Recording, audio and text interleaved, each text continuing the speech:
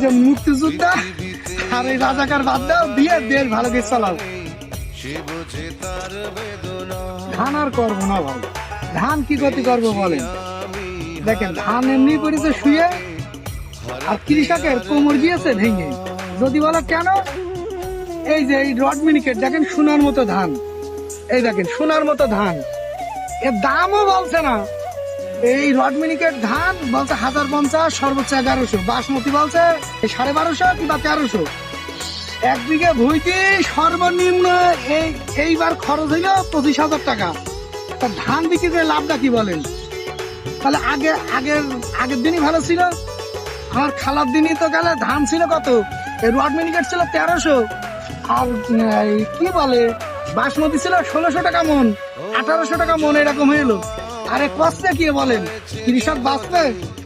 হ্যাঁ, কৃষক হাসলি এই বাংলাদেশে উঠবে, আর কৃষক যদি কান্দে তা বাংলাদেশের পিছন মারা শেষ। বুঝতে পারছেন?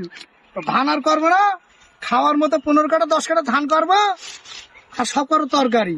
আপনারা ধান করা বন্ধ করে দেন, কৃষক বাঁচবে না। এইভাবে যদি দাম হয়, এই ধানের যদি এইরকম দাম দেয়, এই যে 1050, 1100 টাকা মন, তো এক বিঘা ভুইতে খরচ আছে 25,000 টাকা। এক বিঘা ভুইতে খরচ হয় 25,000 টাকা, তাহলে লাভ কই বলেন? হ্যাঁ, সার পানি ডিজেল সব কিছুর দাম বাড়ছে। হ্যাঁ, এটা গ্যাস সিলিন্ডারের দাম হলো 2200, তাহলে বোঝেন।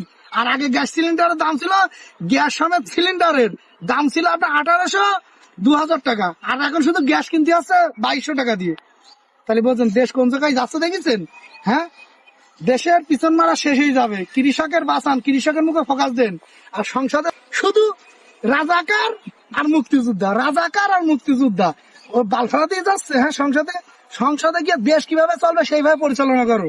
দলমত নির্বিশেষে জনগণ যদি ভালো না থাকে, বুঝতে পারছেন, জনগণের মুখে ফোকাস দেন, দেশ সুন্দরভাবে চালান।